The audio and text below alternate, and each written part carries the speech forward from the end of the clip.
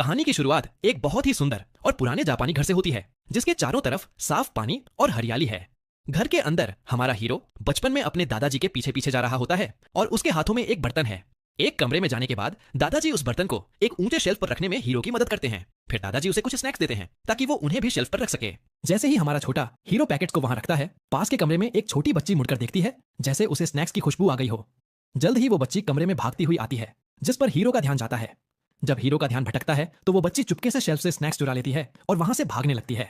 Hero तुरंत मुड़ता है और उसे रंगे हाथों पकड़ लेता है, लेकिन वो छोटी बच्ची उसे देखकर एक प्यारी सी स्माइल देती है और हवा में गायब हो जाती है। हीरो को लगता है कि वो कोई भूत थी और वो डर जाता है, लेकिन उसके दादाजी उसे बताते हैं कि जो बच्ची उसने देखी वो बिल्कुल असली थी। दादाजी समझाते हैं कि वो उन चीजों को देख सकता है जो आम लोग नहीं देख पाते, इसलिए वो उस बच्ची को देख पाया जो असल में एक शांत आत्मा है और काफी लंबे समय से उनके घर में रह रही है। कई सालों बाद जब हमारा हीरो बड़ा हो जाता है तो वो दादाजी का घर छोड़कर अपने एक दूर के रिश्तेदार के खाली पड़े घर में शिफ्ट हो जाता है। जब हीरो अपने नए घर की तरफ जा रहा होता है तो हरामा नाम का एक लड़का यह देखकर हैरान होता है कि उनके पड़ोस में कोई नया रहने आया है। इसी बीच हीरो अपने नए घर पहुंच जाता है।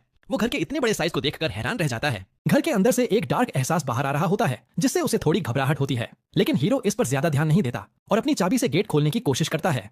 जैसे ही चाबी ताले पर लगती है, एक रहस्यमयी ताकत वहां आती है और उस धुंध को दूर भगा देती है। हीरो हैरान होकर अपने हाथ में रखे नोट और चाबी को देखता है और पाता है कि उसने पेपर पर जो भी लिखा था वो गायब हो गया है।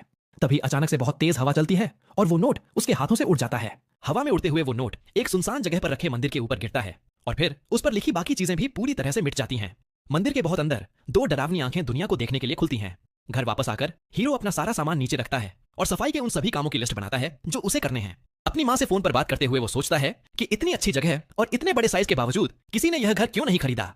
उसकी माँ बताती है कि कई खरीदार उस घर को देखने आए थे, लेकिन वहां पहुंचने के बाद वो सब बिना कुछ बताए वहां से चले गए। हीरो हाँ में सिर हिलाता है, लेकिन सफाई करते हुए इस अजीब बात को भूल जाता है। फिर वो बगीचे की तरफ जाने लगता है, लेकिन उसे जमीन पर कुछ फूल पड़े हुए दिखते हैं। हीरो कंफ्यूज हो जाता है क्योंकि उसे याद नहीं कि वो कोई फूल लाया था। तभी वो देखता है कि झाड़ियों के पीछे से एक अजीब सा जीव उसे छुपकर देख रहा है। कुछ समय बाद माली वहां आता है और कुछ घंटों की मेहनत के बाद वो पूरे बगीचे की सफाई कर देता है। फिर वो हीरो से बात करने लगता है कि नए पेड़ कहाँ लगाए जाएं। हीरो सोचता है कि उसे कुछ भी नया नहीं लगाना चाहिए, क्योंकि वो तो बस कुछ समय के लिए किसी और के घर में रह रहा है। माली भी इस बात से सहमत हो जाता है। अचानक माली के कंधे के पास एक डार्क साया जमा होने लगता है, जिससे उसे बहुत तेज दर्द होता है। जैसे ही हीरो माली की तकलीफ देखता है, घर में अचानक एक हवा का झोंका आता है, जिससे उसका एक लिखा हुआ नोट उड़कर माली के कंधे पर जा लगता है। जैसे ही वो नोट माली को छूता है, उसका दर्द बिल्कुल गायब हो जाता है।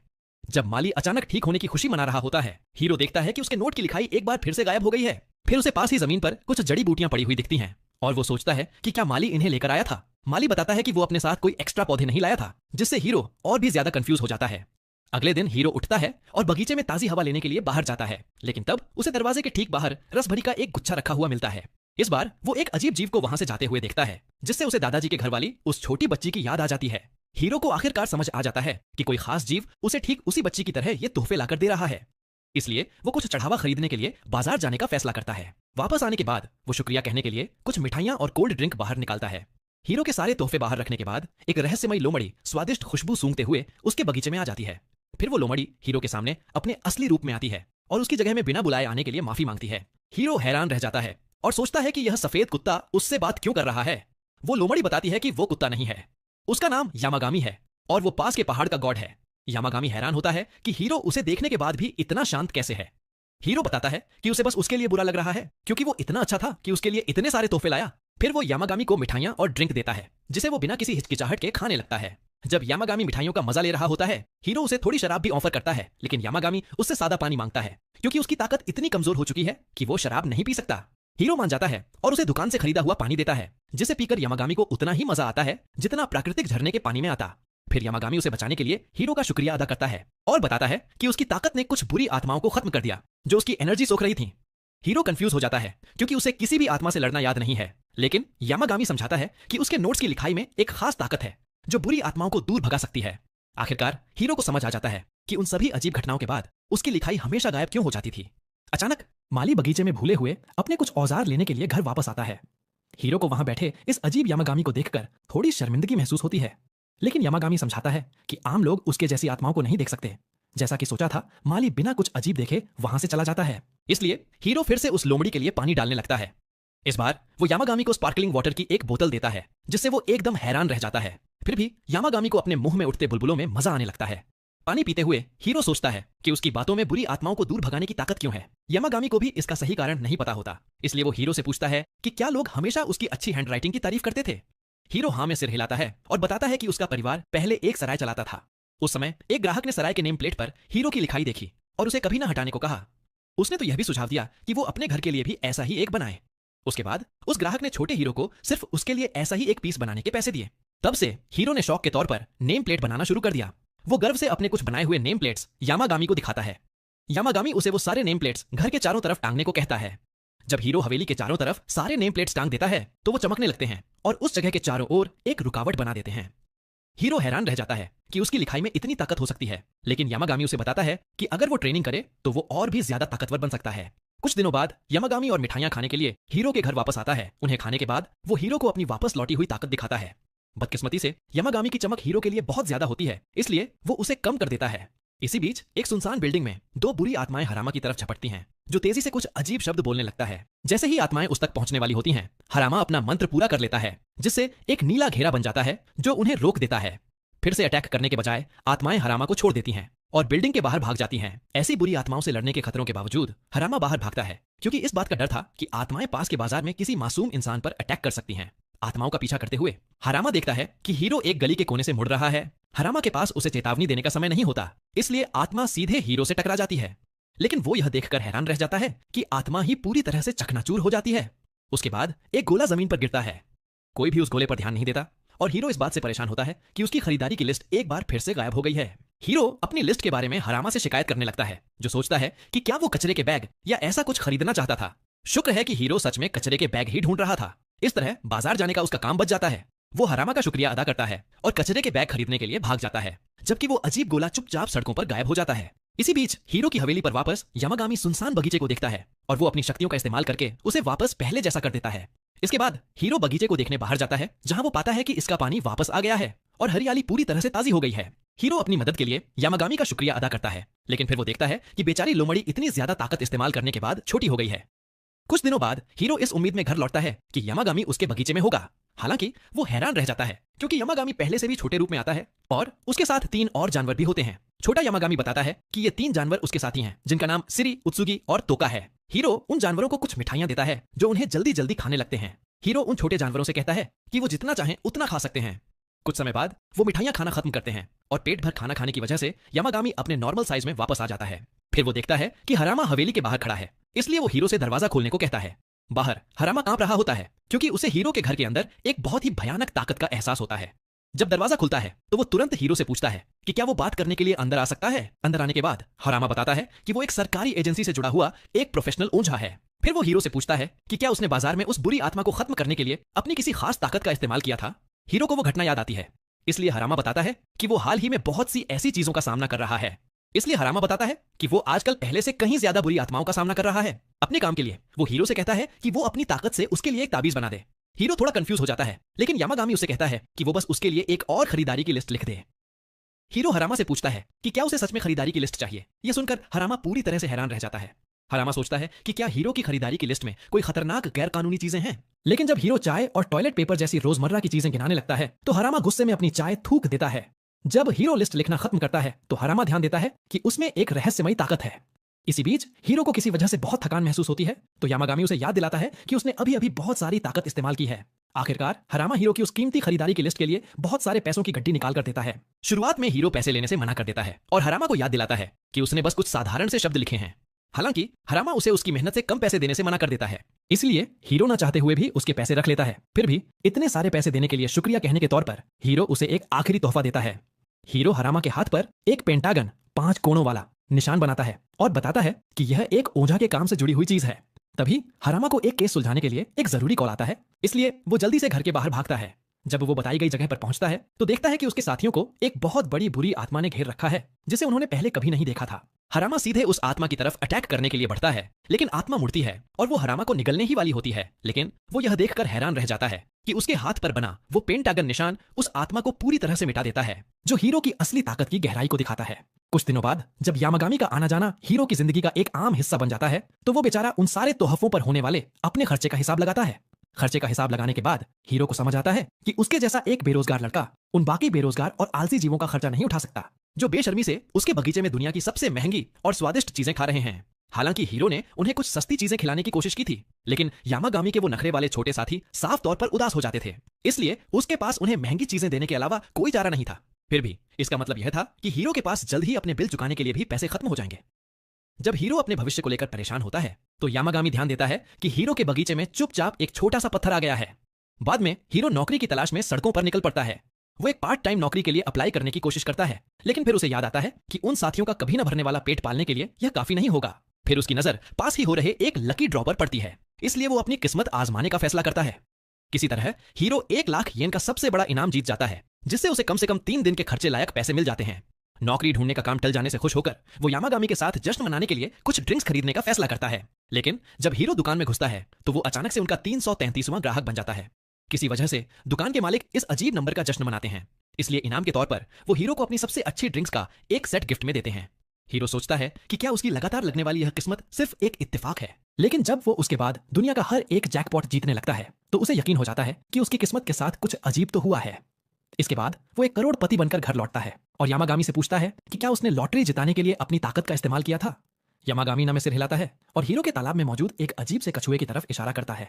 वो बताता है कि इस पत्थर जैसे कछुए का नाम रेकी है और यह उन 4 पवित्र जानवरों में से एक है जो अच्छी किस्मत देते हैं। ऐसा लगता है कि हीरो ने कभी रेकी की मदद की थी, इसलिए उस छोटे कछुए ने उसका एहसान चुकाने का फैसला किया।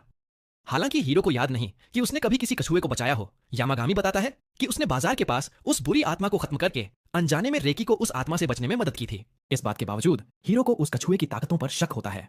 अचानक उसे अपनी मां का फोन आता है, जो उसे बताती है कि वो 10 लाख येन की एक लॉटरी जीत गया है, जिसमें उसने पहले कभी हिस्सा लिया था। आखिरकार हीरो मान लेता है कि रेकी सच में किस्मत चमकाने वाला कछुआ है और उसकी मदद के लिए उसका शुक्रिया अदा करता है। यामागामी बताता है कि रेकी उस तालाब में रहना चाहता है, तो हीरो सोचता है कि उसे वहां रहने की इजाजत दी जाए या नहीं। यामागामी फिर उसे याद दिलाता है कि वो ही इस घर का असली मालिक है, इसलिए फैसला उसे ही करना है, क्योंकि यह छोटा कछुआ बिना कोई काम किए उसे जिंदगी भर ऐश करने में मदद कर सकता है। हीरो आसानी से उसे अपने बगीचे में रहने की इजाजत दे देता है। फिर वो रेकी को उसकी मदद के लिए शुक्रिया कहने के तौर पर कुछ ड्रिंक्स ऑफर करता है।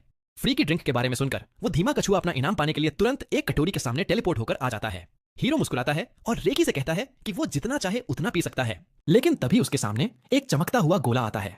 जब वो गोला जमीन पर गिरता है तो उसकी चमक खत्म हो जाती है और उसके अंदर बीजों का एक गुच्छा दिखाई देता है। हीरो सोचता है कि ये बीज कहां से आए, तो यामागामी बताता है कि ये रेकी की तरफ से एक तोहफा है। फिर जैसे ही हीरो उन बीजों को बोने के लिए तैयार होता है, यामागामी उसे चेतावनी देता है कि वे एक बहुत बड़े पौधे में बदल जाएंगे। अपने बगीचे को बर्बाद होने से बचाने के लिए हीरो बीजों को बोने से पहले यामागामी से किसी सही जगह के बारे में पूछता है। बीजों को बोते समय हीरो सोचता है कि वे असल में कौन सा पौधा बनेंगे, लेकिन यामागामी इसे एक सरप्राइज ही रहने देता है। कुछ दिनों बाद हीरो यामागामी और उसके साथियों के लिए कुछ कुकीज लेकर बगीचे में जाता है। अचानक छत से 2 छोटी आत्माएं झांकती हैं, जिससे बेचारा हीरो बुरी तरह डर जाता है। फिर यामागामी उन्हें फुजिन और रेन के नाम से बुलाता है, इसलिए हीरो समझ जाता है कि वे जापानी कहानियों की हवा और बिजली की मशहूर आत्माएं हैं। हालांकि कहानियों में उन दोनों आत्माओं को काफी डरावना बताया गया था, लेकिन असल जिंदगी में वे काफी क्यूट लग रही थीं। उनकी असली पहचान जानने के बाद हीरो उन्हें कुछ कुकीज देता है, जिसे वे खुशी खुशी ले लेते हैं। फिर वे दोनों यामागामी के लगभग मरने की हालत में पहुंचने का मजाक उड़ाने लगते हैं, लेकिन वो बूढ़ी लोमड़ी गर्व से उन्हें बताती है कि वो इतनी आसानी से कभी नहीं मरेगा। इसी बीच यामागामी के साथी इस बात पर गुस्सा हो जाते हैं कि उन आत्माओं ने उनकी कुकीज चुरा ली। उनके वहां आने के बारे में पूछने से पहले ही वो दोनों जुड़वा गॉड्स बताते हैं कि वे बस हीरो के मशहूर बगीचे को देखने के लिए उत्सुक थे, इसलिए वे उसे देखने के लिए चले आए। फिर वे रेकी को उसकी कटोरी से पीते हुए देखते हैं, इसलिए हीरो उन्हें भी ड्रिंक ऑफर करता है। जब वे दोनों ड्रिंक पी लेते हैं तो फुजिन हीरो को तोहफे के तौर पर हवा की अपनी ताकत देता है। हैरान होकर हीरो सोचता है कि इस ताकत का इस्तेमाल कैसे किया जाए, इसलिए यामागामी उससे कहता है कि वो खुद को हवा का इस्तेमाल करते हुए महसूस करे। यह सुनकर हीरो अपने हाथ बाहर निकालता है और पूरा ध्यान लगाता है। जल्द ही उसी दिशा में एक हल्की हवा बहने लगती है। हालांकि हीरो अपनी इस नई वैक्यूम क्लीनर जैसी ताकत का इस्तेमाल करके खुश होता है। यामागामी बताता है कि वो इसे और भी ज्यादा ताकतवर बनाने के लिए ट्रेनिंग कर सकता है। कहीं और एक अंधेरी बिल्डिंग में हरामा और भी कई बुरी आत्माओं से लड़ रहा होता है। जैसे ही वो एक और आत्मा को खत्म करता है, वो देखता है कि हीरो का बनाया हुआ पेंटागन धीरे धीरे फीका पड़ गया है। हरामा को थोड़ा बुरा लगता है कि उसका वो ताकतवर पेंटागन अब गायब होने वाला है। तभी पास में उसके 2 साथी घबराहट में चिल्लाते हैं। वो मुड़कर देखता है कि अकीजू नाम के एक आदमी को एक बहुत बड़ी बुरी आत्मा ने घेर रखा है। हालांकि अकीजू की पार्टनर होरावा पास ही खड़ी होती है, लेकिन वो उस खतरनाक आत्मा के खिलाफ कुछ भी करने में खुद को कमजोर महसूस करती है। अकीजू उसे मदद के लिए चिल्लाता है, लेकिन तब तक बहुत देर हो चुकी होती है क्योंकि आत्मा अटैक करने के लिए झपट पड़ती है। अचानक हरामा बिल्कुल सही समय पर वहां पहुंचता है और एक खरीदारी की लिस्ट से उस आत्मा को खत्म कर देता है। जब हरामा होरावा को चेक करता है तो अकीजू हरामा के हाथों में उस खरीदारी की लिस्ट को देखकर चिढ़ जाता है। इसके बाद वो होरावा के पास जाता है और उससे पूछता है कि क्या उसे हरामा की उन ताकतवर खरीदारी की लिस्ट के बारे में कुछ पता है। होरावा मानती है कि उसे कुछ नहीं पता, इसलिए अकीजू उस पर गुस्सा हो जाता है। वो कंफ्यूज होकर सोचती है कि वो इतना परेशान क्यों है। फिर वो पूछती है कि वो हरामा से इतनी नफरत क्यों करता है, जिससे उसे और भी ज्यादा गुस्सा आ जाता है। फिर भी हुरावा खुद को छुड़ाती है और वहां से चली जाती है, जिससे अकीजू अपने टूटे हुए घमंड के साथ अकेला रह जाता है। कुछ दिनों बाद हीरो अपने बगीचे में बाहर आता है और देखता है कि बाहर बारिश रुक गई है। यमागामी बताता है कि बगीचे पर कोई असर नहीं पड़ा, क्योंकि अंदर रहने वाले सभी जादुई जीवों की एनर्जी ने इसके चारों ओर एक घेरा बना दिया है। फिर हीरो देखता है कि जो बीज उसने बोए थे वे अब एक छोटे पौधे में बदल गए हैं। यामागामी हीरो को बताता है कि इस पौधे को घर का पवित्र पेड़ माना जाएगा और इसका नाम उसके खुद के नाम पर कुसेनिनोई रखा जाएगा। हीरो हाँ में सिर हिलाता है और यामागामी के लिए कुछ और खाने की चीजें निकालने से पहले उस पौधे को पानी देता है। जब वो सफेद लोमड़ी खाना खा रही होती है, हीरो अपने सामान में से पहाड़ पर चढ़ने का कुछ गियर निकालता है। यामागामी सोचता है कि वो कहां जा रहा है, इसलिए हीरो बताता है कि वो उसके पहाड़ पर ट्रैकिंग करने जाना चाहता है। हैरान होकर यामागामी उसे चेतावनी देता है कि उसका पहाड़ ट्रैकिंग के लिए कोई आसान जगह नहीं है, लेकिन हीरो को अपने गियर पर पूरा भरोसा होता है। आखिरकार यामागामी उसे अपने पहाड़ पर ट्रैकिंग करने की इजाजत दे देता है, बशर्ते वो उसके मंदिर से ऊपर न जाए। अपनी तैयारियां पूरी करने के बाद हीरो यामागामी के 3 साथियों के साथ होजो पहाड़ पर ट्रैकिंग के लिए जाता है। रास्ते में हीरो को उस मुश्किल रास्ते पर चलने में परेशानी होने लगती है, लेकिन वे तीनों आत्माएं उसका हौसला बढ़ाती हैं। एक लंबी और मुश्किल ट्रैकिंग के बाद हीरो आखिरकार एक खुली जगह पर पहुंचता है, जहां उसे यामागामी का टूटा हुआ पुराना मंदिर दिखाई देता है। तीनों साथी हीरो को समझाते हैं कि उसे कुछ भी साफ करने की जरूरत नहीं है। हालांकि हीरो फिर भी अपने दोस्त को सम्मान देने के लिए उसे ठीक करना चाहता है। उसकी इस लगन को देखकर आत्माएं सामान्य ले जाने और टूटे हुए मंदिर को ठीक करने में उसकी मदद करती हैं। कुछ समय बाद वे मंदिर की सफाई पूरी करते हैं और खाने के लिए बैठ जाते हैं। अचानक सबको पास के जंगल से कुछ अजीब सी डरावनी आवाजें सुनाई देती हैं। बिना कुछ बताए आत्माएं यह पता लगाने के लिए उठ खड़ी होती हैं, इसलिए हीरो भी उनके पीछे भागता है। जब वो उन तक पहुंचता है तो देखता है कि पास के एक झरने के चारों ओर एक बड़ी सी काली धुंध जमा हो गई है। उस काली धुंध से एक बुरी आत्मा बाहर आती है और एक साथी पर अटैक करती है, जो हीरो की बाहों में छुप जाता है। फिर उनमें से एक देखता है कि उस बुरी आत्मा ने किसी दूसरे जीव को अपने अंदर समा लिया है, और फिर वो हीरो से पूछता है कि क्या वो उसे देख सकता है। हीरो बताता है कि वो सिर्फ अच्छी आत्माओं को ही देख सकता है, लेकिन यह बुरी आत्मा इतनी ताकतवर है कि वो भी इसे धुंधला सा देख पा रहा है।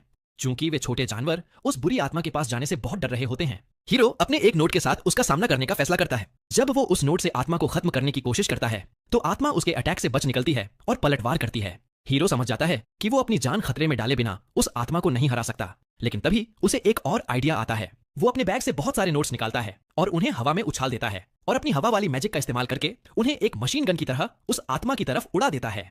इस बार एक नोट बुरी आत्मा को जा लगता है, जो तुरंत ही उसका नामो निशान मिटा देता है। बुरी आत्मा के गायब होने के बाद उसके शरीर से एक अजीब सा गोला बाहर गिरता है और उसके अंदर एक अजीब सा जीव दिखाई देता है। जब हीरो यह चेक करने की कोशिश करता है कि वो जीव ठीक है या नहीं, तो वो तुरंत चौकन्ना हो जाता है और वहां से भाग जाता है। हालांकि हीरो को थोड़ी निराशा होती है, लेकिन वो यह देखकर खुश होता है कि वो जीव बिल्कुल ठीक है। थोड़ी देर बाद वो घर लौटता है और यामागामी उसका मंदिर साफ करने के लिए उसका शुक्रिया अदा करता है। फिर हीरो उससे उस जीव के बारे में पूछता है जिसे उसने देखा था, लेकिन यामागामी एक बार फिर उसे यह राज नहीं बताता। हीरो उसे यह राज रखने देता है, लेकिन फिर वो देखता है कि कुसेनिनोई पेड़ ने बढ़ना बंद कर दिया है। वे साथी समझाते हैं कि चूंकि यह पेड़ एक पवित्र पौधा है, इसलिए इसके बढ़ने का तरीका आम पेड़ों से बिल्कुल अलग है। जब वे पेड़ के बारे में बात कर रहे होते हैं, रेकी हीरो को दरवाजे की तरफ इशारा करता है, तो वो बाहर जाकर चेक करता है। बाहर उसे हवा में तैरता हुआ एक छोटा सा नीला ड्रैगन दिखाई देता है। वो ड्रैगन हीरो को झुककर नमस्ते करता है, इसलिए वो भी सम्मान में सिर झुकाता है। हीरो फिर ड्रैगन को अंदर बुलाता है और यामागामी से उसके बारे में पूछता है। यामागामी बताता है कि इस ड्रैगन का नाम ओरियू है और यह किस्मत चमकाने वाले उन 4 जानवरों में से एक और जानवर है। ओरियू की नजर कुसेनिनोई पेड़ पर पड़ती है और वो बाहर जाकर एक अजीब सी ताकत को समन करता है।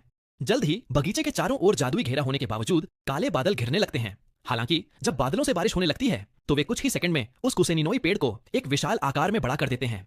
एक बार जब पेड़ बड़ा हो जाता है तो ओरियो बारिश रोक देता है और हीरो से उसके तालाब में रहने की इजाजत मांगता है। हीरो उसे वहां रहने देने के लिए मान जाता है, लेकिन सिर्फ तभी जब रेकी को इससे कोई ऐतराज न हो।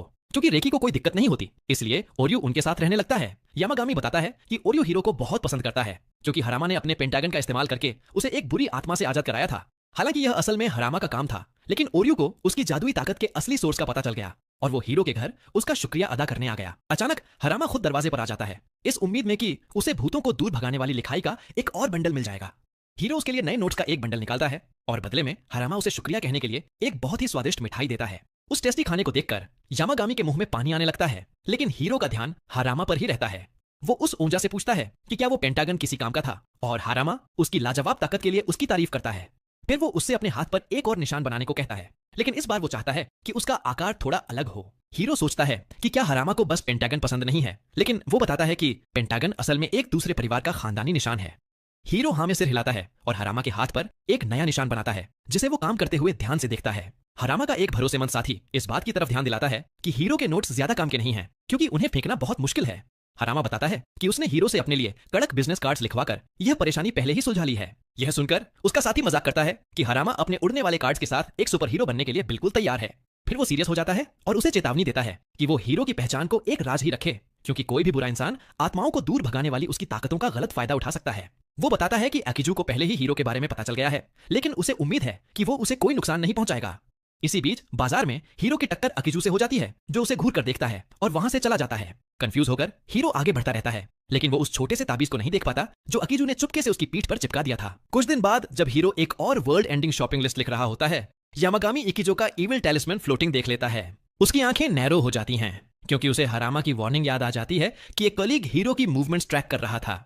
यामागामी गुस्सा हो जाता है कि इतना रैंडम स्मॉल फ्राई उसके फ्रेंड को हर्ट करना चाहता है, तो वह टैलिस्मैन इरेज कर देता है ताकि हीरो सुरक्षित रहे। कुछ समय बाद इकिजो खुद हीरो के घर तक पहुंच जाता है, क्योंकि उसके कर्सिंग टैलिस्मैन्स सब फेल हो गए थे। जब वह होरावा के साथ घर पहुंचता है, वह उससे पूछती है कि मनाटो को देखकर अब क्या प्लान है। इकिजो उसे बताता है कि वह या तो उसके टैलिस्मैन्स खरीद लेगा बल्क में, या फिर उसे खुद के लिए कस्टम मेड आर्टिफैक्ट्स बनाने के लिए मजबूर न कर सके। फिर होरावा मिनाटो के घर के आसपास की सारी मैजिकल एनर्जी से एक अजीब सा रिंगिंग साउंड महसूस करती है, लेकिन उसे समझ नहीं आता कि वो क्या है। इकिजो आगे बढ़कर डोरबेल बजाता है, लेकिन जब दरवाजा नहीं खुलता तो गुस्से में उसे लात मार देता है। अचानक उसके शरीर में एक अजीब सी पावर दौड़ जाती है और वह फिसलकर गिर जाता है। इकिजो उठकर देखता है तो खुद को एक नाइटमेयर जैसे लैंडस्केप में पाता है, जो एक डरावने श्राइन के इर्द गिर्द केंद्रित है। कंफ्यूज्ड होकर वह अपनी होरावा को पुकारता है, लेकिन कोई जवाब नहीं मिलता। डरा हुआ आदमी चारों तरफ देखता है और ठंडी सिहरन महसूस करके हेलस्केप से भागने की कोशिश करता है, लेकिन एक पेड़ अपनी जड़ें उसके रास्ते में उगा देता है, जिससे वह ठोकर खाकर चेहरे के बल सख्त चट्टान पर गिर जाता है। मौत के दर्द को महसूस करने के बाद इकिजो चमत्कारिक रूप से श्राइन पर वापस जाग उठता है। वह अपनी घड़ी चेक करता है और देखता है कि समय 1 सेकंड भी नहीं बढ़ा है, जो उसे और भी ज्यादा टेरिफाइड कर देता है। फिर इकिजो एक बड़ी लाइन ऑफ टैलिस्मैन्स को नोटिस करता है, जो एनर्जी से ह्यूमिंग कर रहे हैं। उनकी पावर कुछ भी लेकिन फ्रेंडली नहीं लग रही। इधर मिनाटो घर पर शांति से अपनी शॉपिंग लिस्ट पूरी कर लेता है। पास में यामागामी एक लोकल मैगजीन पलट रहा है, जिसमें उसे पता चलता है कि उसकी फेवरेट बीन बन मेकर ने अब चंकी बीन पेस्ट इस्तेमाल करना शुरू कर दिया है, स्मूथ की बजाय। यह टेक्सचर चेंज यामागामी के लिए बहुत आउटरीजियस है और मिनाटो नोटिस करता है कि वह कितना गुस्सा है। वह समझ जाता है कि बीन मेकर का नाम इचिको है, जो बेकर है जिसके पास वह रेगुलरली जाता है। यामागामी के गुस्से को शांत करने के लिए मिनाटो फैसला करता है कि इचिको के पास जाकर उसे और स्मूथ बन बनाने के लिए मनाएगा। रास्ते में यामागामी मिनाटो के साथ ट्रिप पर शामिल हो जाता है, तो मिनाटो को चिंता होती है कि आसपास के लोग नोटिस कर लेंगे। यामागामी उसे रियश्योर करता है कि ज्यादातर लोग उसे देख नहीं सकते, लेकिन फिर भी आसपास के लोग उसकी प्लीजेंट स्मेल और प्रेजेंस नोटिस कर लेते हैं। यामागामी के बन लेने से पहले वे पेट शॉप में कुछ सामान के लिए जाते हैं। यामागामी अपने लिए एक अच्छा डॉग बोल चुनता है, लेकिन मिनाटो को लगता है कि अपने बेस्ट फ्रेंड को स्ट्रे पपी की तरह फीड करना सही नहीं। इसके बजाय वह यामागामी के लिए ज्यादा सूटेबल वेसल खरीद लेता है। सॉफ्ट स्लीपिंग कुशन चुनने से पहले यामागामी कहता है कि उसे कोई बेडिंग नहीं चाहिए, लेकिन जब वह असल में कुशन की सॉफ्टनेस फील करता है तो तुरंत उसे पसंद आ जाता है। मिनाटो नोटिस करता है कि डॉग कुशन उसके लिए छोटा है, तो वह लार्जर वाले का कस्टम ऑर्डर कर देता है। इसके बाद दोनों इचिको की शॉप पर जाते हैं। इचिको मिनाटो को पड़ोसी के रूप में पहचानता है और पूछता है कि क्या वह यामागामी के माउंटेन पर गया है। मिनाटो हाँ में सिर हिलाता है, तो इचिको सीक्रेटली पूछता है कि क्या वह माउंटेन के होली डॉग से मिला है। मिनाटो के पीछे ऑफेंडेड यामागामी इशारा करता है कि वह वुल्फ है। मिनाटो लाइन से बचने का मौका लेते हुए इचिको से कहता है कि वह हाल ही में कोई मैजिक डॉग से नहीं मिला। वह बेकर से पूछता है कि वह क्या कह रहा है, तो इचिको एक्सप्लेन करता है कि वह माउंटेन के होली डॉग से मिल चुका है। बचपन में वह खेलते हुए विशाल माउंटेन में खो गया था। युवा इचिको रास्ता ढूंढने की कोशिश कर रहा था कि वह एक अजीब श्राइन पर पहुंच गया। अचानक एक अजीब डॉग उसके सामने आ गया और उसे डराकर भगा दिया। जहां भी छोटा लड़का भागता, वह डॉग कहीं से भी पॉपअप होकर उसे दूसरी दिशा में डरा देता। केवल तब जब इचिको खुद को माउंटेन के बेस पर पाता है, तो उसे समझ आता है कि डॉग ने उसे रास्ता दिखाकर वापस भेज दिया था। प्रेजेंट में आयो सोचता है कि उसने एक गाइडिंग डेमन डॉग देखा था, जो यामागामी को और भी गुस्सा दिलाता है। फिर भी बेकर एक्सप्लेन करता है कि तब से वह यामागामी का रिस्पेक्ट करता आया है और उसे होली डॉग कहकर तारीफ करता है। मिनाटो स्टोरी से सरप्राइज्ड होता है और एक्ट करता है जैसे वह खुद भी उस डॉग से मिलना चाहता हो। इसके बाद वह यामागामी के साथ स्टोर से निकल जाता है और सोचता है कि आयो कैसे फुल हेल्थ पर वापस आ गया। यामागामी एक्सप्लेन करता है कि हालांकि वह किसी की मौत को डिले नहीं कर सकता, लेकिन कम से कम अपनी एनर्जी से उनकी हेल्थ मेंटेन करने में मदद कर सकता है। चूंकि इचिगो उसके फेवरेट बन बनाता है, इसलिए उसे जरूरत है कि बूढ़ा आदमी बिजनेस में जितना हो सके उतना लंबा टिका रहे। दोनों उन्हें देखते हैं। इचिगो का पोता घर लौट आता है। दोनों एक परफेक्ट फैमिली जैसे लग रहे हैं। इसके बाद मिनाटो घर लौटता है और गार्डन सीलिंग पर विंड चाइम बांध देता है। फिर वह बांध लेने चला जाता है, जबकि यामागामी अनरिलक्टेंटली न्यू चंकी बन ट्राई करता है। खाने से पहले यामागामी याद करता है कि उनके घर के बाहर एक अनप्लीजेंट विजिटर था। इकिजो ने वही नाइटमेयर हेल्सकेप बार बार एक्सपीरियंस करने के बाद सोचा कि क्या वह हमेशा के लिए ट्रैप हो गया है। आखिरकार अंतहीन टेरर ने उसे ओवरवेल्म कर दिया और आदमी ने हुएवर इस रियल्म को कंट्रोल कर रहा था उसे माफ करने की भीख मांगी, क्योंकि उसने उन्हें गुस्सा दिलाया था। उसकी माफी के साथ यामागामी ने आखिरकार उसे नाइटमेयर से रिलीज कर दिया और इकिजो रियल वर्ल्ड में होश में वापस आ गया। जब वह जागा तो उसने होरावा से पूछा कि वह कितनी देर से उसका इंतजार कर रही थी। होरावा कंफ्यूज्ड लगी, क्योंकि उसे इकिजो के ट्रैप होने के दौरान कोई टाइम पास नहीं हुआ महसूस हुआ। इस बात को सुनकर इकिजो मिनाटो के घर से टेरिफाइड हो जाता है और डरे हुए बच्चे की तरह भाग जाता है। पीछे छूट गई कंफ्यूज्ड होरावा सोचती है कि क्या घर की बेल का इको के टेरर से कोई लेना देना है। इधर यामागामी चंकी बन का पीसफुली एंजॉय करता रहता है।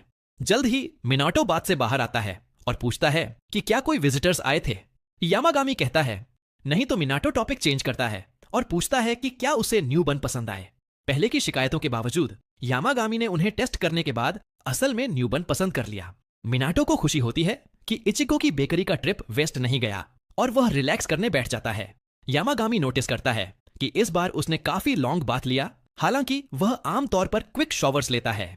मिनाटो एक्सप्लेन करता है कि वह घर पर हॉट स्प्रिंग में रिलैक्सिंग बाथ्स लेने का आदी है, तो वह एक बार फिर उस फीलिंग को एक्सपीरियंस करना चाहता था।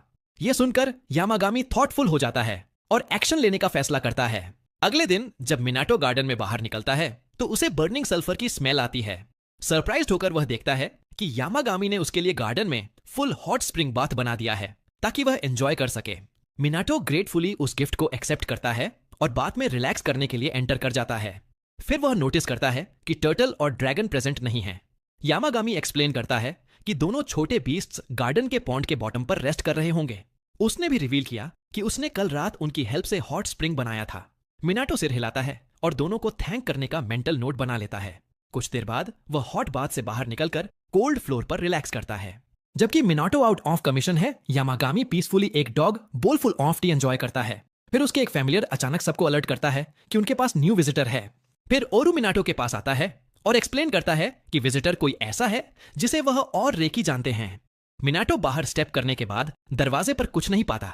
फिर वह नोटिस करता है कि घास के नीचे से एक शाय क्रिएचर झांक रहा है। एक बार क्रिएचर पकड़े जाने पर वह शाइनेस से वापस छिप जाता है। एक फेरेट एक्सप्लेन करता है कि वह घर में एंटर करने की परमिशन मांग रहा है, तो मिनाटो इसे अंदर आने देता है। उनके न्यू फ्रेंड के अंदर आने के बाद वह खुद को किरिन इंट्रोड्यूस करता है। फिर नर्वसली ट्रेम्बल करते हुए कुछ शब्द बुदबुदाता है। मिनाटो सोचता है कि वह क्या कह रहा है, तो एक फेरेट उसके लिए ट्रांसलेटर बन जाता है। वह एक्सप्लेन करता है कि किरिन उसे एविल स्पिरिट से बचाने के लिए बेहद ग्रेटफुल है। मिनाटो को अपने एक्शंस का ज्यादा कुछ नहीं लगता, लेकिन किरिन अचानक बोल्ड हो जाता है और थैंकिंग शुरू कर देता है इंग्लिश डिक्शनरी से ज्यादा शब्दों के साथ। 1 घंटे की यैपिंग के बाद किरिन थैंक्स के तौर पर मिनाटो को हाफ द वर्ल्ड का किंग बनाने की ऑफर देता है। ऑफ कोर्स मिनाटो इतनी पावर नहीं चाहता, तो किरिन सोचता है कि एक ह्यूमन इसका ऑफर कैसे रजिस्ट कर सकता है। किरिन के मन में ह्यूमंस ग्रीडी क्रिएचर्स हैं जो दूसरी नेशंस पर इन्वेड करते हैं सिर्फ उनके रिसोर्सेस लूटने के लिए, तो उसे लगता है कि मिनाटो उस गिफ्ट को पसंद करेगा। जबकि मिनाटो एक्सप्लेन करने की कोशिश कर रहा है, फूजियन और रॉन किरिन को बताते हैं कि उसके दिल में ऐसी कोई ग्रीड नहीं है। इसके बाद किरिन आखिरकार चला जाता है। मिनाटो अकेला रह जाता है, जो दोनों स्पिरिट्स को हेल्प करने के लिए थैंक्स करता है। मिनाटो फिर नोटिस करता है कि वे पहले से बड़े लग रहे हैं। वे एक्सप्लेन करते हैं कि वे बस अपनी ओरिजिनल साइज पर वापस आ रहे हैं, क्योंकि मिनाटो का गार्डन उनके लिए बेनिफिशियल एनवायरनमेंट है। उसकी हेल्प के थैंक्स में वे एक जायंट रेयर फिश निकालते हैं और उसे स्लाइस करके फीस्ट के लिए तैयार कर देते हैं। फेरेट्स सोचते हैं कि क्या मिनाटो भी ऐसा अमेजिंग कुछ कर सकता है, लेकिन वह अभी इतना स्ट्रांग नहीं है। रेन फिर उसे यामागामी पर अपना विंड पावर ट्राई करने को कहता है, ताकि देखा जा सके कि वह स्ट्रॉन्गर हो गया है या नहीं। मिनाटो यामागामी के सॉफ्ट फर पर जेंटल ब्रीज ब्लो करने के बाद बेचारा वुल्फ अपनी नींद से स्नीज के साथ जाग जाता है। थैंकफुली यामागामी उसके एक्सपेरिमेंट्स को माइंड नहीं करता। राजन नोटिस करता है कि मिनाटो उतना हार्ड नहीं गया जितना वह कर सकता था और रियलाइज करता है कि वह यामागामी को हर्ट करने से डर रहा था। विंड स्पिरिट एक्सप्लेन करता है कि अगर मिनाटो पहले सेफ टारगेट पर अपने पावर्स के फुल लिमिट्स ट्राई कर ले तो वह दूसरों के आसपास उन्हें बेहतर कंट्रोल करना सीख सकता है। जैसे ही मिनाटो उसके शब्दों के बारे में सोचता है, उसे अपनी मॉम से मैसेज मिलता है कि उनके घर का नेम प्लेट फिर से ब्रोकन हो गया। यामागामी सोचता है कि supernatural spirit in strange name plate incidents के पीछे हो सकता है, तो मिनाटो अपने घर में रहने वाले यंग स्पिरिट वॉशी को याद करता है। यामागामी एक्सप्लेन करता है कि मिनाटो के नेम प्लेट्स में स्पिरिट वार्डिंग पावर एक्सपायर हो चुकी होगी, तो उसके घर का पीसफुल स्पिरिट उन्हें ब्रेक करता है रिमाइंडर के रूप में कि उन्हें रिप्लेस करो। ये सुनकर मिनाटो याद करता है कि बचपन में नेम प्लेट्स कितनी बार ब्रोकन हुए थे, तो वह यामागामी की एक्सप्लेनेशन से एग्री करता है। उसके बाद अपनी मॉम के लिए न्यू नेम प्लेट बनाता है। मिनाटो सोचता है कि क्या वह उन्हें इंप्रूव कर सकता है। यामागामी सोचता है कि वह अपने स्पिरिट वार्डिंग पावर्स को अपग्रेड कर सकता है ताकि अगली बार वह स्ट्रॉन्गर नेम प्लेट्स भेज सके जो काफी लंबे समय तक चले। मिनाटो सोचता है कि पावर कैसे बढ़ाए, तो यामागामी उठकर ट्रेनिंग शुरू करता है। वह एक स्ट्रेंज पोर्टल खोलता है जो सरप्राइज्ड मिनाटो को ट्रीज से भरे फॉरेस्ट में ले जाता है। यामागामी उसे कहता है कि अपनी विंड मैजिक की फुल पावर यूज करो, लेकिन मिनाटो को खूबसूरत ट्रीज को डैमेज करने का बुरा लगता है। यामागामी एक्सप्लेन करता है कि ट्रीज सब फेक हैं, तो उन्हें डिस्ट्रॉय करने में फ्री फील करो। उसकी रिएश्योरेंस के साथ मिनाटो आखिरकार फुल स्ट्रेंथ यूज करने के लिए तैयार हो जाता है। इधर घर के बाहर किरिन मिनाटो के लिए दुरियन गिफ्ट लेकर वापस आ जाता है। वह फाउल स्मेलिंग फ्रूट को जमीन पर छोड़ देता है, तो दोनों रेकी और ओरू उसे स्मेली ट्रैश पीछे छोड़ने के लिए चिल्लाने लगते हैं। किरिन ऑफेंडेड हो जाता है कि उन्होंने उसके प्रेशियस गिफ्ट को रिजेक्ट कर दिया, लेकिन वह अनरिलेक्टेंटली मेंशन छोड़ देता है। फॉरेस्ट में वापस यामागामी देखता है कि मिनाटो हाथ आगे करके कंसंट्रेट कर रहा है। इस बार वह एक पावरफुल विंड रिलीज करता है जो स्ट्रॉन्ग ट्रीज को भी हिला देता है, लेकिन अचानक उसका शरीर जवाब दे जाता है और वह सारे स्ट्रेन से कोलैप्स हो जाता है। इसके बाद वह घर में जागता है और यामागामी एक्सप्लेन करता है कि उसका बॉडी अपने फुल पावर को हैंडल नहीं कर पाया। तब से मिनाटो यामागामी के साथ ट्रेनिंग शुरू कर देता है ताकि अपनी विंड मैजिक और स्टेमिना को स्ट्रेंथन कर सके। एक बार उसकी पावर स्ट्रॉन्गर हो जाने पर वह अपनी मॉम के लिए एक्स्ट्रा स्पिरिट वार्डिंग स्ट्रेंथ वाली न्यू नेम प्लेट बनाता है। जबकि मिनाटो गिफ्ट घर भेजने की तैयारी कर रहा है, हरामा कहीं और न्यू थ्रेट का सामना कर रहा है। एक डेंस श्राउडेड फॉरेस्ट में वह एक डार्क भारी मायस्मा से घिरे श्राइन से हॉरर में पीछे हट जाता है। कुछ दिनों बाद हीरो ने अपनी विंड मैजिक का इस्तेमाल करके घर के बाहर की पत्तियों को वैक्यूम किया। यामागामी ने गौर किया कि विंड मैजिक पर उसका कंट्रोल काफी सुधर गया है, लेकिन हीरो को नहीं लगा कि वह फुजेन के मुकाबले कुछ खास है। हालांकि फुजेन ने खुद माना कि वह बहुत अच्छा कर रहा है। उसे लगा कि जल्द ही हीरो इतना मजबूत हो जाएगा कि वह बवंडर का इस्तेमाल करके अपने दुश्मन के घरों को तबाह कर सके, लेकिन हीरो ने उसे भरोसा दिलाया कि वह अपनी शक्तियों का दुरुपयोग नहीं करेगा। फिर रान ने पूछा कि क्या हीरो को बिजली की शक्ति भी चाहिए, लेकिन उसने मना कर दिया। ऑफर ठुकराने के बाद हीरो ने देखा कि यामागामी के सेवक गायब हैं। बूढ़े भेड़िए ने बताया कि चूंकि उसके तीनों सेवक तब बेकार साबित हुए थे जब हीरो का पहाड़ पर बुरी आत्मा से सामना हुआ था, इसलिए उसने उन्हें ट्रेनिंग के लिए भेज दिया है। इस बीच एक बड़े पेड़ के नीचे तीनों फेरेट्स खर्राटे ले रहे थे। वे मामूली ट्रेनिंग ड्रिल से ही थक चुके थे।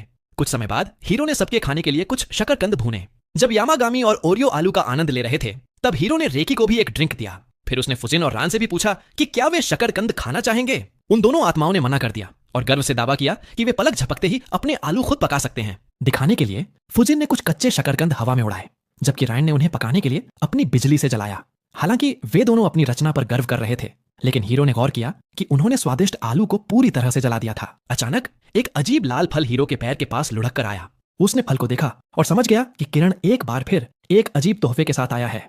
हीरो ने किरण को धन्यवाद दिया और उससे कुछ शकरकंद खाने को कहा, लेकिन वह बेचारा जीव डर गया कि कहीं हीरो उसे भी उसके हाथ वाले आलू की तरह जला तो नहीं देगा। डरे हुए किरण के भागने के बाद हीरो सोचने लगा कि उसे क्या पसंद है, और यामागामी से पता चला कि वह बियर पसंद करता है। तभी दरवाजे की घंटी बजी। हीरो बाहर गया और देखा कि हारा थका हारा खड़ा है। बोलने में असमर्थ वह थका हुआ आदमी हीरो की बाहों में गिर पड़ा। कुछ आराम और पानी के बाद हरामा में आखिरकार बात करने की ताकत आई। उसने गौर किया कि हीरो के घर के अंदर दबाव बढ़ गया है। हालांकि यह दबाव अंदर रहने वाले उन सभी अजीब जादुई जीवों की वजह से था, लेकिन हीरो ने ऐसा नाटक किया जैसे वह कुछ नहीं जानता। फिर हरामा ने बताया कि उसका सामना एक ऐसी बुरी आत्मा से हुआ है जिसे जापान के सभी एक्सोर्सिस्ट हरा नहीं पा रहे हैं। एक साथ लड़ने पर भी उन्होंने पाया कि वह आत्मा एक शापित गुड़िया से आई है जिसे शुद्धिकरण के लिए मंदिर लाया गया था। हालांकि उसे शुद्ध करने वाले पुजारी का निधन हो गया, जिसके बाद वह मंदिर एक प्रेतबाधित क्षेत्र बन गया। हरामा ने कहा कि यह बुरी आत्मा यामागामी जैसी ही कोई शक्तिशाली हस्ती हो सकती है, क्योंकि वह अपने साथियों के साथ मंदिर के अंदर एक कदम भी नहीं रख पाया। हीरो को आश्चर्य हुआ कि हरामा उसे उस बुरी आत्मा को हराने के लिए क्यों कह रहा है। हरामा ने समझाया कि वह प्रेतबाधित मंदिर हमारी दुनिया से बाहर एक स्पेशल स्पेस में मौजूद है। हरामा अंदाजा लगा सकता था कि हीरो यामागामी जैसे रहस्यमयी जीवों को देख सकता है, इसलिए उसे पूरा भरोसा था कि वह उनकी शक्ति से उस मंदिर में प्रवेश कर सकता है। यह सुनकर कि हरामा उसकी शक्तियों का उपयोग करना चाहता है, यामागामी क्रोधित हो गया और उसने हरामा पर भारी दबाव डाल दिया। शुक्र है कि हरामा को ज्यादा सदमा पहुंचने से पहले ही तीनों फेरेट्स ने यामागामी से शांत होने को कहा। फिर हीरो ने यामागामी से पूछा कि क्या वह हरामा की मदद करने को तैयार है। गुस्से में लाल भेड़िया मदद के लिए राजी तो हुआ, लेकिन एक सख्त शर्त पर। शर्त यह थी कि हेरा उसे चावल के केक और बीन पेस्ट जैसी ढेर सारी प्रीमियम ट्रीट्स दिलाए। जब यामागामी को उसका मनपसंद खाना मिल गया तो हीरो ने पूछा कि क्या वह आखिरकार आत्मा को भगाने के लिए उसके साथ चलेगा। हालांकि उसे पता चला कि यामागामी केवल रिमोट सपोर्ट देगा।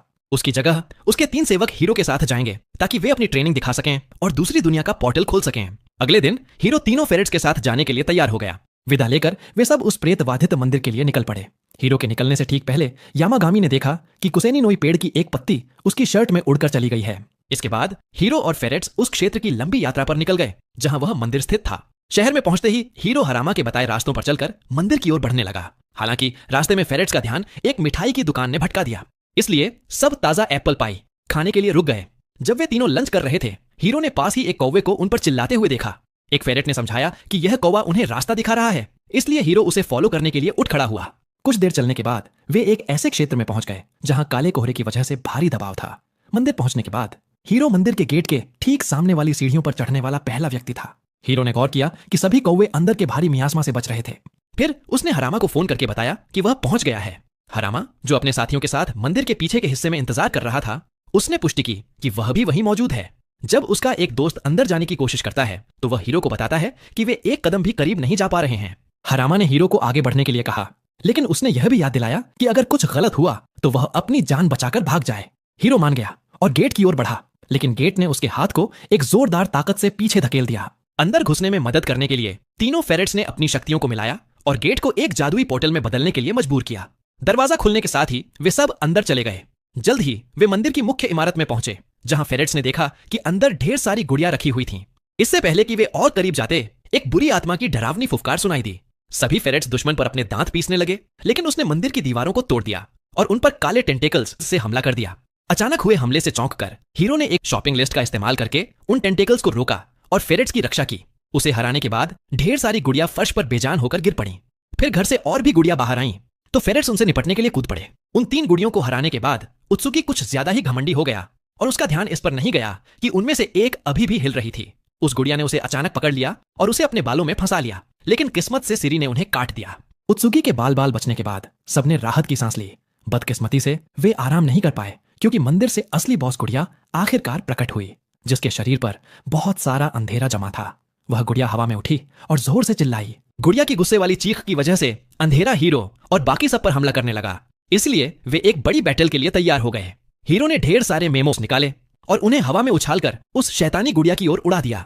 हालांकि यह गुड़िया बहुत शक्तिशाली थी और उसने उन जादुई तावीजों टैलिस्मन्स को ऐसे चीर दिया जैसे वे साधारण शॉपिंग लिस्ट हों। फिर उस गुड़िया ने फेरेट्स को दूर पटक दिया और अपना पूरा अटैक हीरो पर केंद्रित कर दिया। उसने उसे बालों की एक मोटी दीवार में फंसा लिया और पूरी ताकत से उसका गला घोंटने लगी। तो हीरो को लगा कि अब वह सीधा हेवन जाने वाला है। इसी समय यामागामी ने फेरेट्स के साथ अपने कनेक्शन के जरिए हीरो की हालत देख ली। अचानक उसकी आंखें शक्ति से चमक उठीं और तीनों फेरेट्स ने हीरो को आवाज दी। वे तीनों भी यामागामी जैसी ही रोशनी से चमकने लगे। फिर सफेद भेड़िया जोर से दहाड़ा और जल्द ही फेरेट्स ने भी वैसा ही किया। अपनी मिलीजुली शक्तियों से उन्होंने उस शैतानी गुड़िया को हरा दिया, जिसने हीरो को छोड़ दिया और जमीन पर गिर पड़ी। जब फेरेट्स हीरो को देख रहे थे, तब उसने गुड़िया की जांच की और उसे दर्द में तड़पते हुए पाया। हीरो ने गुड़िया पर एक शब्द लिखा, जिससे आखिरकार उसके शरीर से अशुद्धियां बाहर निकल गईं। हालांकि फेरेट्स ने गौर किया कि मंदिर में मंडराने वाले असली दानव को अभी तक भगाया नहीं गया है। जांच करने के लिए वे मुख्य इमारत में दाखिल हुए, जहां उन्हें एक रहस्यमयी ऑर्ब मिला, जिसे काली अशुद्धियों ने निगल लिया था।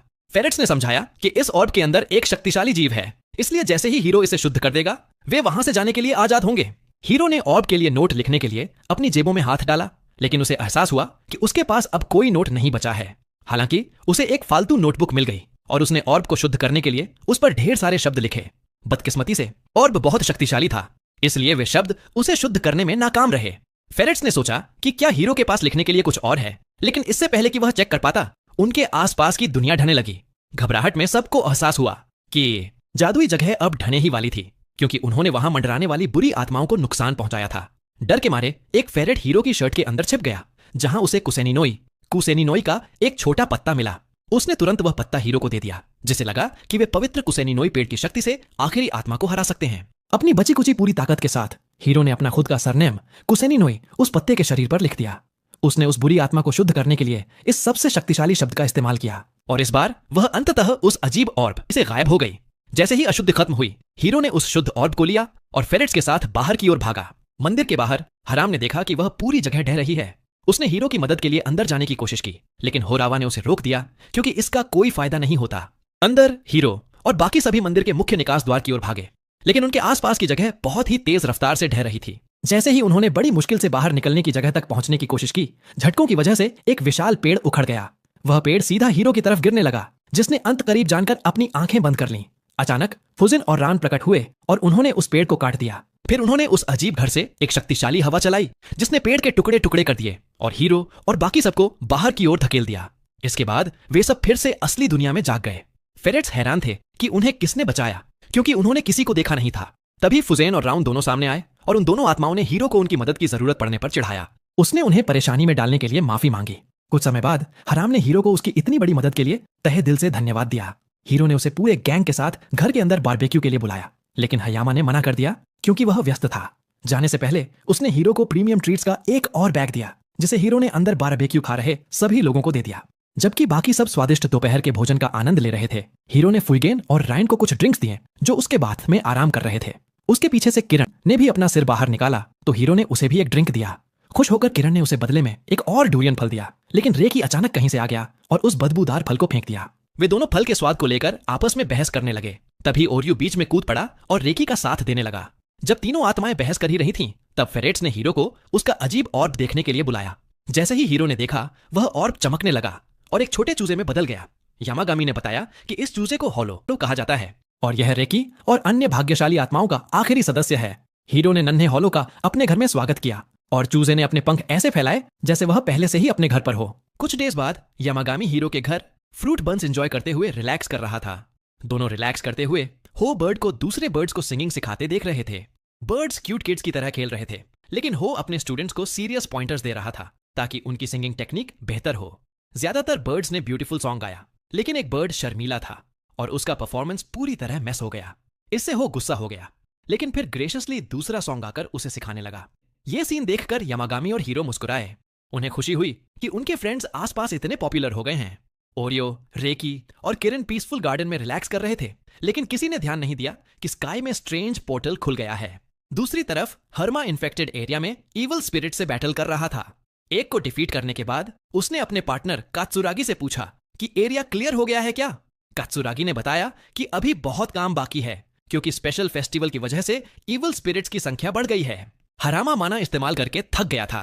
कात्सुरागी ने अपने शार्क और पेंगुइन स्पिरिट से कवर किया और कुछ और इविल स्पिरिट्स को डिवावर कर दिया। स्पिरिट्स को डिफीट करने के बाद कात्सुरागी रिलैक्स हो गया। हरामा को अनदर इविल स्पिरिट अटैक की नोटिफिकेशन मिली और वो इन्वेस्टिगेट करने चला गया। टाउन में हीरो शॉप से स्वीट्स खरीदकर बाहर आया।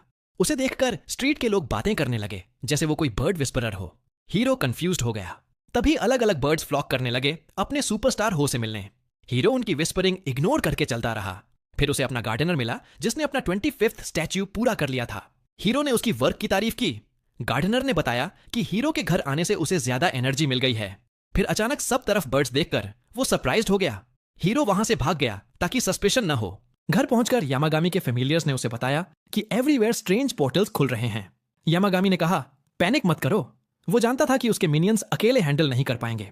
यामागामी स्काई में जंप करके रोग डोमेन्स को हैंडल करने चला गया। जैसे ही हीरो घर के करीब पहुंचा, उसने देखा कि सारे बर्ड्स चले गए हैं।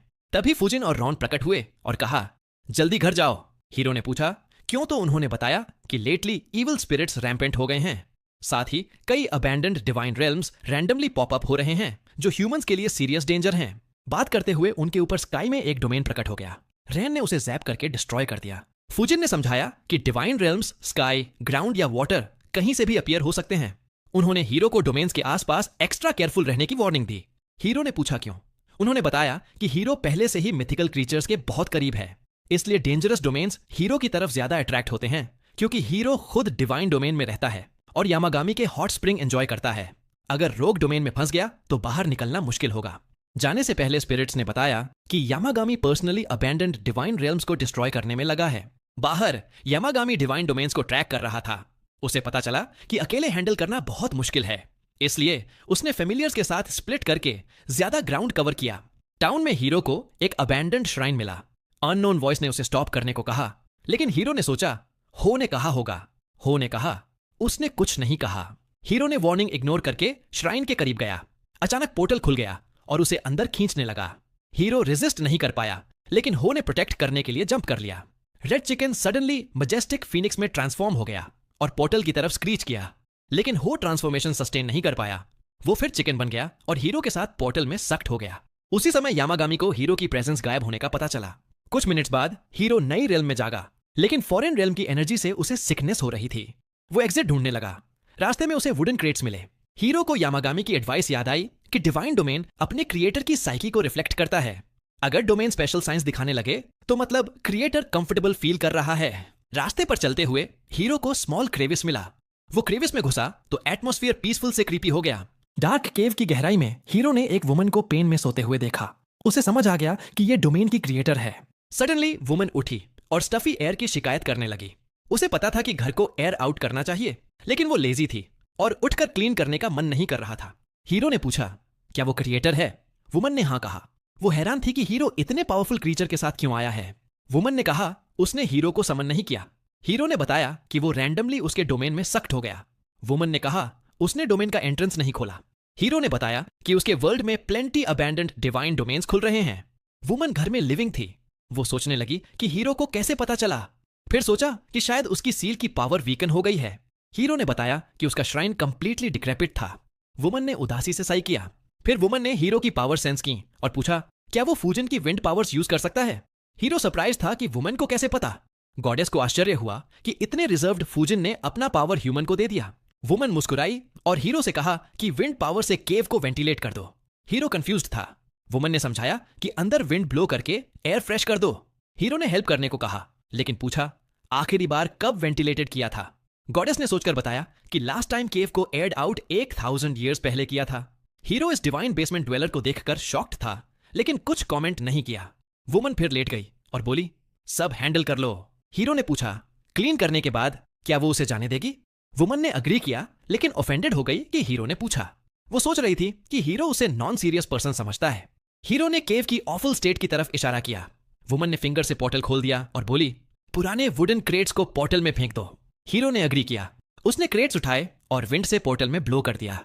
वुमन ने हीरो की स्किल्स देखकर इंप्रेस हो गई। डोमेन के बाहर यामागामी के 3 फेरेट्स डिवाइन डोमेन्स को टेक डाउन कर रहे थे।